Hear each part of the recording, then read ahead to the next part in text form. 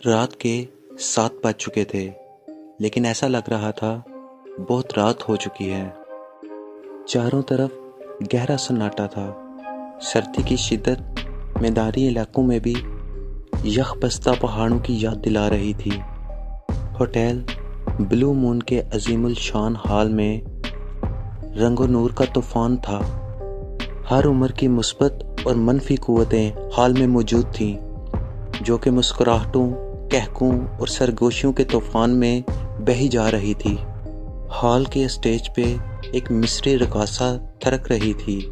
رقص تو خاص نہ تھا، لیکن رقاصہ کے حد و حال بہت دلکش تھے، جس کی وجہ سے اس کا معمولی رقص بھی خاص اہمیت اختیار کر گیا تھا۔ لوگ رقص سے زیادہ رقاصہ کو دیکھ رہے تھے۔ ایسے میں ہال میں ایک نوجوان داخل ہوا۔ اس کی عمر 30 سال کے آس پاس تھی۔ اس کا رنگ کھلتا ہوا تھا۔ گلے پر ایک گہری چوٹ کا نشان تھا، جو کہ سرخ تھا، جس کو دیکھ کر ایسا لگتا تھا کہ کسی نے اس نوجوان کا گلا گھونٹنے کی کوشش کی ہو۔ اور سر پر ایک چوٹ کا نشان بھی موجود تھا، جس سے خون نکل رہا تھا، جس کی وجہ سے اس کو ہلکا سا درد کا بھی احساس تھا۔ وہ نوجوان حیران و پریشان نظروں سے دیکھتا ہوا ہال میں ایک خالی کرسی پر بیٹھ گیا۔ اس نوجوان کو لوگوں نے سرسری نظروں سے دیکھا اور پھر رقص کی طرف مشغول ہو گئے۔ نوجوان کو دیکھ کے ایسا لگ رہا تھا کہ وہ نہایت ہی کنفیوز ہے، پریشان نظروں سے ادھر ادھر دیکھ رہا تھا۔ اس کو نہ تو رقص سے دلچسپی تھی اور نہ ہی ہوٹل کے ماحول سے۔ نوجوان کے ساتھ بیٹھا ہوا ایک دوسرا آدمی بہت دیر سے اس کی حرکت پر غور کر رہا تھا۔ بالآخر اس سے رہا نہ گیا۔ جانتے ہو، یہ رقص بیلی ڈانس کی جدید قسم ہے۔ اچھا، اس نے گول مول جواب دیا۔ انداز سے یوں لگتا تھا کہ جیسے جان چھڑانا چاہ رہا ہو۔ کچھ پریشان دکھائی دیتے ہو، دوسرے آدمی نے کہا۔ میں یہاں کیسے آیا؟ اس نوجوان نے عجیب سوال کیا۔ دوسرا آدمی ہنس پڑا اور بولا، لگتا ہے تم نے زیادہ پی لی ہے۔ یہ کہہ کر وہ رقص کی طرف متوجہ ہو گیا۔ کچھ لمحوں بعد اس نے دوبارہ نوجوان کی طرف دیکھا۔ اب اس کے چہرے پر خوف ظاہر ہونے لگا۔ وہ سر جھٹک کر نوجوان کو دیکھتا ہوا اپنی میز سے اٹھ کھڑا ہوا۔ اب نوجوان ہال کی چاروں طرف دیکھ رہا تھا۔ اس کی نظر ایک عورت پر پڑی، جو بہت غور سے اس کی جانب دیکھ رہی تھی۔ نوجوان اس کی طرف بڑھا۔ جیسے ہی وہ اس کے قریب پہنچا، اس عورت کے چہرے پر خوف کے تاثرات ظاہر ہونے لگے اور وہ اپنی میز چھوڑ کر اٹھ کھڑی ہوئی۔ اس کے ہاتھ سے بیئر کا گلاس چھوٹ کر زمین پر جا گرا۔ اب وہ پھٹی آنکھوں سے اس کی طرف دیکھ رہی تھی، جیسے کوئی انسان نہیں، بھوت دیکھ لیا ہو۔ اچانک اس کے گلے سے دل ہراش چیخ نکلی اور دوسرے ہی پل وہ ہوٹل کے باہر بھاگنے لگی۔ نوجوان نے بغیر سوچے سمجھے اس کے پیچھے دوڑنا شروع کر دیا۔ رقص میں مگن لوگوں نے ایک نظر اس کی طرف دیکھا اور پھر رقص بینی میں مصروف ہو گئے۔ عورت بھاگتی ہوئی ہوٹل سے باہر نکل کر مین روڈ پر دوڑنے لگی۔ نوجوان بھی اس کے پیچھے پیچھے تھا۔ غالباً وہ یہ معلوم کرنا چاہتا تھا کہ وہ اس کو دیکھ کر اس قدر حواس باختہ کیوں ہو گئی ہے۔ وہ دوڑتی ہوئی ایک گلی میں داخل ہو گئی۔ اب وہ ایک 2 منزلہ عمارت کے دروازے کے سامنے کھڑی تھی۔ اس دروازے کو دیوانوں کی طرح پیٹ رہی تھی۔ چند لمحوں بعد دروازہ کھلا اور دروازہ کھلتے ہی ایک ادھیڑ عمر فربا قسم کا شخص باہر آیا۔ عورت نے نہ جانے اس سے کیا کہا، وہ شخص بناتا ہوا باہر نکلا۔ تم نے اس پر مجرمانہ حملہ کرنے کی کوشش کی، فربا آدمی غصے سے بولا۔ اس عورت نے فربا آدمی کے کان میں کچھ کہا، جس کو سننے کے بعد فربا آدمی کی کیفیت بھی اسی طرح ہو گئی تھی جس طرح اس عورت کی تھی۔ اب وہ دونوں اس نوجوان آدمی کو اس طرح دیکھ رہے تھے جیسے اپنے سامنے کسی انہونی چیز کو دیکھ لیا ہو۔ اچانک اس فربا آدمی کے حلق سے ایک دل ہراش چیخ نکلی اور دوسرے ہی پل دونوں مخالف سمت میں بھاگتے چلے گئے۔ اب وہ نوجوان پھٹی نگاہوں سے اسی سمت دیکھ رہا تھا جہاں وہ بھاگے تھے۔ یا خدا، یہ سب کیا ہے؟ میری شکل اس قدر خوفناک ہے؟ وہ بڑبڑاتا ہوا گلی سے باہر نکل گیا۔ اس کو بھوک کا احساس ہوا۔ اس نے گھڑی کی طرف دیکھا تو اس میں 9 کا وقت تھا۔ گھڑی کو دیکھ کر اسے خیال آیا، یہ گھڑی تو اس کی محبت کی نشانی ہے جو کہ اس کو روبی نے دی تھی، مگر اس کو اپنا نام یاد نہیں آ رہا تھا۔ اب اس نے اپنے دماغ پر زور دینا شروع کیا۔ اچانک اس کو یاد آیا اس کا نام قاسم ہے اور وہ روبی سے ملنے آیا تھا۔ روبی نے اس کو راجر فوڈ کورٹ کے سامنے بلایا تھا۔ اس کا رخ راجر فوڈ کورٹ کی طرف تھا۔ اس کا ذہن مختلف خیالات کی اماج گاہ بنا ہوا تھا۔ اگر روبی نے اسے بلایا تھا تو وہ خود کہاں تھی؟ وہ فوڈ کورٹ سے ہوٹل بلو مون کیسے پہنچا؟ یہ سوالات اس کے دماغ میں چل رہے تھے۔ اس کو تھکن بھی محسوس ہو رہی تھی اور بھوک بھی۔ اچانک اس کو یاد آیا اس نے ناشتہ 12 بجے کیا تھا۔ اس کے بعد اب تک اس کے منہ میں کچھ نہیں گیا تھا۔ اچانک اس کو اپنے سامنے ذائقہ فوڈز کے نام سے ایک باربیکیو سینٹر نظر آیا۔ اس کے قدم خود بخود باربیکیو سینٹر کی طرف بڑھنے لگے۔ اندر داخل ہو کر وہ سامنے والے کاؤنٹر پر رک گیا۔ جی جناب، کاؤنٹر کلرک نے کمپیوٹر پر نظریں جھکائے اس سے پوچھا۔ مجھے کچھ کھانے کو چاہیے، آپ تشریف رکھیں اور ٹیبل مین کو آرڈر لکھوا۔ کلرک نے جیسے ہی اسے دیکھا اس کے منہ کی بات منہ میں رہ گئی۔ وہ آنکھیں پھاڑ پھاڑ کر قاسم کی جانب دیکھ رہا تھا۔ اس طرح کیوں دیکھ رہے ہو میرے بھائی؟ کیا میرے سر پر سینگ نکل آئے ہیں؟ قاسم نے ہنس کر بولا۔ تمہارا چہرہ، کلرک بمشکل پھنسی ہوئی آواز میں بولا۔ اس کے چہرے سے خوف ظاہر ہو رہا تھا۔ کیوں؟ کیا ہوا میرے چہرے کو؟ اس نے بوکھلا کر اپنے چہرے پر ہاتھ پھیرا۔ جا کے واش روم میں آئینہ دیکھ لیں، کلرک نے بدستور خوف زدہ لہجے میں کہا۔ یہ سن کر قاسم کے چہرے پر الجھن نظر آئی۔ دوسرے ہی پل وہ واش روم کی جانب دوڑ گیا۔ چہرہ دیکھتے ہی اب اس کی اپنی حالت بھی وہی ہو گئی تھی جو دوسروں کی تھی۔ قاسم اپنا چہرہ دیکھ کر خود خوف زدہ ہو گیا تھا۔ یوں لگتا تھا کہ چہرے پر موت کی زردی چھا گئی ہو۔ چہرہ ہلدی کی طرح زرد تھا۔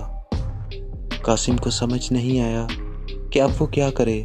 وہ فوراً ہی بھاگتا ہوا باربیکیو سے باہر نکل گیا۔ اس کی سمجھ میں لوگوں کی خوفزدگی کی وجہ آ چکی تھی۔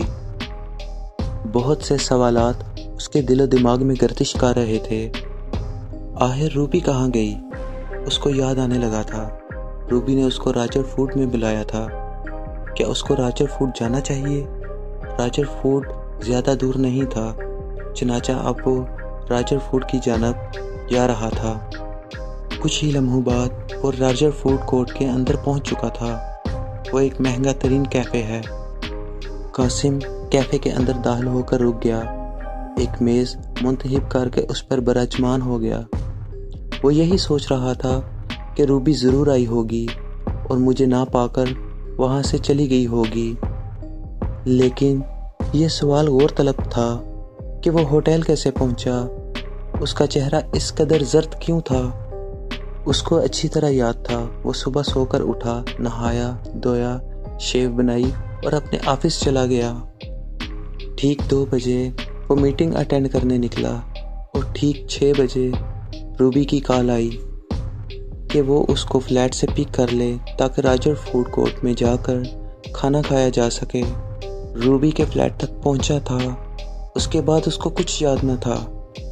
6 سے لے کر 9 تک اس نے کہاں وقت گزارا اس کو یاد نہ تھا۔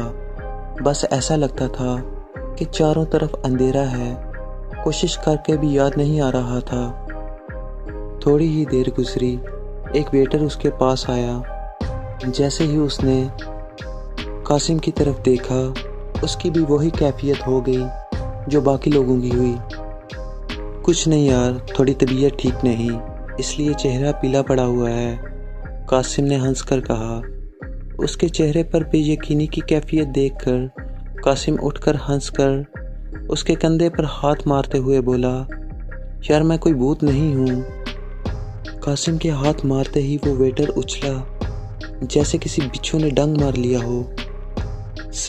سر آپ کا ہاتھ اتنا ٹھنڈا کیوں ہے؟ یوں لگ رہا ہے جیسے ہاتھ نہیں برف کی سل ہو، وہ کانپتے ہوئے بولا۔ کیا؟ قاسم چونک اٹھا۔ سر آپ کسی اچھے ڈاکٹر کو دکھائیں، اتنا سرد ہاتھ تو کسی کا بھی نہیں ہوتا، وہ کانپتے ہوئے بولا۔ اس کی بات سن کر قاسم الجھ گیا کہ واقعی اس کو کوئی بیماری تو نہیں ہو گئی۔ ہو سکتا ہے اسی بیماری کے سبب وہ سب کچھ بھول گیا ہو۔ یہ کیسی بیماری تھی کہ اس کا چہرہ زرد پڑ گیا ہو؟ اچانک اس کی نظریں اپنے ہاتھ پر پڑی جو کہ زردی مائل ہو رہے تھے۔ تم ایسا کرو، کچھ کھانے کو لا دو، قاسم نے پریشان ہو کر کہا۔ کیا لا دوں؟ بیف برگر اور فرینچ فرائز لا دو۔ ویٹر آرڈر لے کر چلا گیا۔ چند ہی لمحات گزرے کہ اچانک قاسم نے ایک سیاہ فام شخص کو اپنی جانب بڑھتے ہوئے دیکھا۔ اس کی نظروں میں غیر یقینی کی کیفیت تھی اور خوف کا عنصر نمایاں تھا۔ سیاہ فام شخص 40 کے آس پاس تھا۔ وہ بڑی ہی دیر سے قاسم کو گھور رہا تھا۔ قاسم اس کی جانب ابھی ہی متوجہ ہوا تھا، اچانک اس نے اس کو موبائل نکالتے ہوئے دیکھا۔ موبائل پر اس نے کسی سے بات کی، پھر قاسم نے اس کو باہر جاتے ہوئے دیکھا۔ پھر قاسم نے اس کو باہر جاتے دیکھا۔ اس کو باہر جاتے دیکھ کر وہ بھی اس کے پیچھے پیچھے گیٹ سے باہر نکل گیا، یہ سوچے بغیر کہ ویٹر اس کا آرڈر لاتا ہی ہوگا۔ یہ سب قاسم نے تجسس کی کیفیت کے پیش نظر کیا تھا۔ وہ آگے آگے اور قاسم اس کے پیچھے پیچھے تھا۔ قاسم کو اپنے پیچھے آتا ہوا دیکھ کر اس نے دوڑ لگا دی۔ جلد ہی اس کو احساس ہو گیا تھا کہ وہ شخص عمر میں اس سے زیادہ ہونے کے باوجود رفتار میں اپنا ثانی نہیں رکھتا۔ قاسم نے دل میں سوچا، کاش وہ اس آدمی کے برابر پہنچ پاتا، کیونکہ اب اس آدمی کا اور قاسم کا فاصلہ بہت بڑھ چکا تھا۔ جیسے ہی قاسم نے دل میں سوچا، اس وقت اس نے اپنی رفتار بڑھتی محسوس کی۔ یوں لگ رہا تھا اس میں بجلی سی تیزی آ گئی ہو۔ وہ بہت جلد ہی اس آدمی کے نزدیک پہنچ گیا۔ قاسم نے یکدم ایک جست لگائی اور وہ آدمی گر گیا۔ قاسم نے اسے گردن سے دبوچ رکھا تھا۔ کون ہو تم اور مجھے اس طرح کیوں دیکھ رہے تھے؟ قاسم ہانپتے ہوئے بولا۔ چھوڑو مجھے، وہ پوری طرح مچل کر بولا۔ اس نے مچلنے سے اس کو کوئی فرق نہیں پڑا، کیونکہ قاسم نے اس کو بری طرح سے جکڑا ہوا تھا۔ نہیں چھوڑوں گا، بتاؤ تم مجھے دیکھ کر اس طرح کیوں ریئیکٹ کیا؟ اچھا پہلے مجھے چھوڑو۔ قاسم نے اسے چھوڑ دیا۔ چند لمحات تک وہ ہانپتا رہا اور پھر یکدم ہی اس نے ریوالور نکال لیا اور قاسم کی طرف تان لیا اور گھورتا ہوا بولا، شاید تم بچ گئے تھے۔ مجھے حیرت ہے جس کا گلا میں نے گھونٹا وہ بچ کیسے گیا؟ وہ آدمی سفاکی سے مسکراتے ہوئے بولا۔ اس کو ریوالور تانے دیکھ کر قاسم کی آنکھوں میں خوف امڑ آیا۔ اس کو بات پر بھی شدید حیرت تھی کہ اس کو مارنے کی کوشش کی گئی تھی، مگر کیوں؟ اچانک وہ شخص قاسم کی طرف دیکھ کر مسکرایا اور پھر بڑی سفاکی سے بولا، تمہاری محبوبہ تمہارے بغیر اکیلی ہوگی، اب میں تمہیں اس کے پاس بھیج دیتا ہوں۔ اتنا کہہ کر قاسم کی طرف دیکھ کر گولی چلا دی۔ قاسم کے حلق سے دل ہراش چیخ نکلی، لیکن دوسرا پل دونوں کے لیے حیرت انگیز تھا۔ گولی قاسم کے سینے پر ٹکرائی تھی، لیکن قاسم کو کچھ نہیں ہوا، بلکہ اس جگہ ایک سوراخ بن گیا جس سے خون کا ایک قطرہ بھی نہیں نکلا تھا۔ قاسم نے اس کی آنکھوں میں حیرت ابھرتے دیکھی۔ ابھی وہ سوچ ہی رہا تھا کہ اچانک اس کو خیال آیا کہ اس نے کہا تھا کہ روبی کو مار دیا ہے۔ اتنا یاد آتے ہی قاسم پر جنون سوار ہو گیا۔ روبی کو کس نے مارا؟ قاسم اس کی طرف جھپٹا۔ اس سے قبل وہ جواب دیتا، قاسم نے گولی کی آواز سنی، پھر وہ شخص اس کی باہوں میں جھول گیا۔ قاسم نے اندھیرے میں ایک گاڑی کے انجن کی آواز سنی۔ اسی گاڑی سے اس آدمی پر گولی چلائی گئی تھی۔ پھر وہ گاڑی بڑی ہی تیزی سے نکل گئی۔ رات کے اندھیرے میں قاسم صرف اس گاڑی کے نمبر دیکھ سکا جو کہ جلملاتی ہوئی نمبر پلیٹ کی بدولت ہوا تھا۔ قاسم نے اس لاش کو اسی جگہ پر چھوڑ دیا اور فوراً اس جگہ سے نکل گیا۔ کہیں ایسا نہ ہو کسی قانونی چکر میں پھنس جاؤں، لیکن اس کا ذہن منتشر تھا۔ کیا وہ مر چکا تھا؟ کیا وہ مر چکا تھا؟ اس پر گولی نے اثر کیوں نہیں کیا؟ کیا اس کے جسم کی زردی کی وجہ یہی تھی؟ کیا اس کا دنیا سے ناطا ختم ہو چکا ہے؟ کیا وجہ ہے کہ وہ سانس نہیں لے رہا؟